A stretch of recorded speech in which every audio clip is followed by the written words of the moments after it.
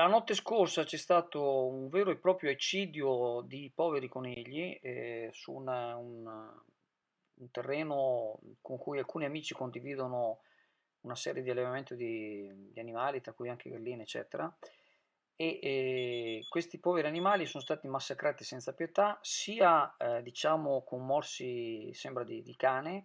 Tra l'altro ci sono indizi che c'è stato un cane perché ci sono appunto le edizioni canine e di cani non ce ne sarebbero, ma anche evidentemente con badilate, perché le gabbie sono state tutte diciamo trovate alla rinfusa con la pavimentazione spaccata anche se la zona non è la prima volta che è successo che alcuni cani diciamo sono entrati nelle proprietà di alcuni allevatori e hanno appunto morsicato, non è la prima volta che succede, ma in questo caso ci sono degli indizi, diciamo che sono stati fatti in maniera deliberata da qualcuno che è entrato nottetempo, ha spaccato le gabbie e li ha uccisi. Ci avevano mandato anche un video, onestamente non pubblicabile, in cui si vede, hanno fatto diciamo, l'autopsia al coniglio, si vede tutta una serie di indizi che è stato fatto non da un animale praticamente. E i proprietari, gli amici che gestiscono questa cosa hanno già dei sospetti su chi sia stato, perché c'era stata una lite nei giorni scorsi tra alcune persone in cui sarebbero state diciamo, fatte delle minacce non esplicite, però che annunciavano che sarebbe stato fatto qualcosa a termine di rappresaglia per una lite che c'è stata. La cosa più brutta è che molti dei conigli erano piccoli, erano proprio dei cuccioletti di neanche un mese, quindi la persona che si è accanita contro è veramente una persona, veramente definirla è veramente difficile.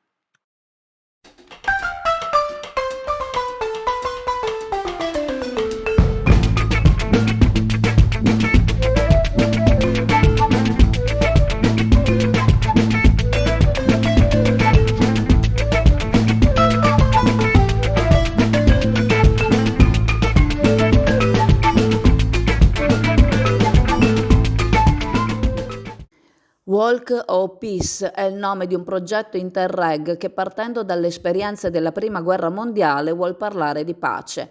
Capofila la Slovenia, partner Regione Veneto e il Friuli Venezia Giulia. Si tratta di un progetto in fase di realizzazione che ha tra i suoi obiettivi la conservazione e la valorizzazione del patrimonio storico della Prima Guerra Mondiale, anche attraverso la promozione di un itinerario della memoria che intende promuovere attraverso il ricordo i valori della pace e della fratellanza tra i popoli. L'itinerario, il Sentiero della Pace appunto, vuole unire in un lungo percorso tutti i luoghi più importanti e significativi della Grande Guerra, dalla Valle di Sonzo all'Adriatico, in una proposta di sviluppo culturale e turistico sostenibile. Il Forte San Felice è la località più a sud dell'itinerario. Sabato 18 giugno ci sarà inoltre la visita del forte e gli ingressi saranno alle ore 15, 16, 17 e 18. Per le iscrizioni consultate la pagina Facebook del Forte San Felice. Verrà richiesto un contributo di 3 euro per persona per le spese organizzative. L'ingresso è consentito ai bambini a partire dagli 8 anni, accompagnati da un adulto.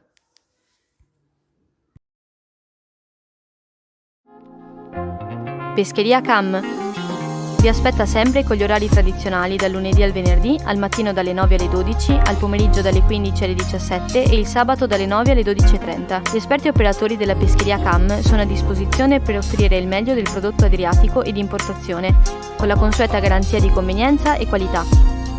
Pescheria Cam, con sede all'Isola Saloni di Chioggia, lavora su ordinazione e prenotazione al numero 041 55 33 591. Dopo il passaggio in commissione arriva in consiglio il provvedimento predisposto dall'amministrazione per permettere anche alle attività alberghiere di sottomarina di aderire ai benefici fiscali del cosiddetto bonus facciate. Questa possibilità era prevista solo per le zone definite A e B dagli strumenti di pianificazione. Bullo Claudio, presidente della Commissione Urbanistica, ricorda: nella recente commissione in cui abbiamo affrontato il tema della variante per lo sviluppo degli alberghi, c'era stato chiesto se fosse possibile assimilare queste strutture a quelle residenziali. Abbiamo così chiesto agli uffici di verificare nuovamente questa possibilità che era stata negata negli anni scorsi e sono contento che si sia trovata una soluzione. Massimiliano Tiozzo, assessore all'urbanistica ed edilizia privata, aggiunge: ritengo un passaggio molto importante la delibera che abbiamo portato in Consiglio Comunale, grazie alla quale si individua la zona alberghiera di Sottomarina come assimilabile alle zone A e B e quindi dà la possibilità di ottenere anche ai proprietari degli alberghi che vogliono abbellire e ammodernare le loro strutture i benefici del bonus facciate con la detrazione del 60%.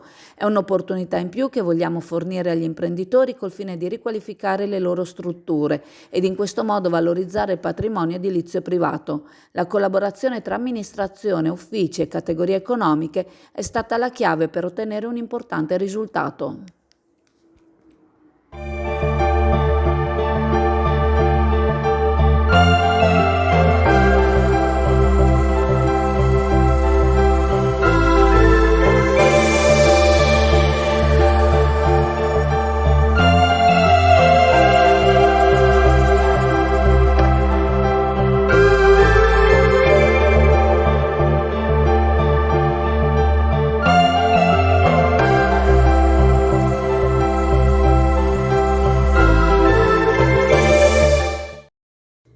Ieri mattina alla scuola primaria Salvatore Todaro di Sottomarina si è tenuto un incontro speciale con gli autori del libro Salvatore Todaro, Corsaro Gentiluomo. Si tratta di Dino Memmo e Sergio Ravagnan. Il libro è frutto di un lavoro di 2 classi che si è svolto in un percorso lungo 2 anni. Presente l'assessore alla cultura Elena Zennaro, l'editore De Bei e il capitano Nalesso. Al termine della presentazione si è svolto uno scambio di domande con i ragazzi e a tutti gli alunni è stato consegnato il volume con dedica personalizzata autografata dagli autori.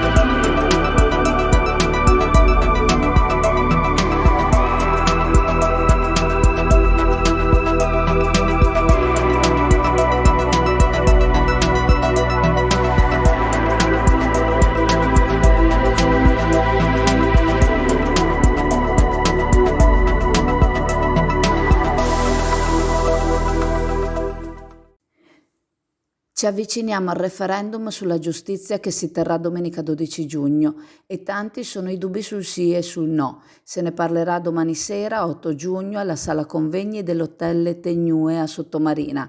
Interverranno l'avvocato Federica Santinon, presidente dell'Ordine degli Avvocati di Venezia, e l'avvocato Giovanni Sambo, componente del Consiglio dell'Ordine degli Avvocati di Venezia. Interverranno altresì il professor avvocato Mario Bertolissi, già professore di diritto costituzionale presso l'Università di Padova, e il senatore Andrea Ostellari, presidente della Commissione Giustizia del Senato. Modererà l'avvocato Paola Orlando, responsabile provinciale per il referendum sulla giustizia. L'incontro inizierà alle 20:45 e tutta la cittadinanza è invitata.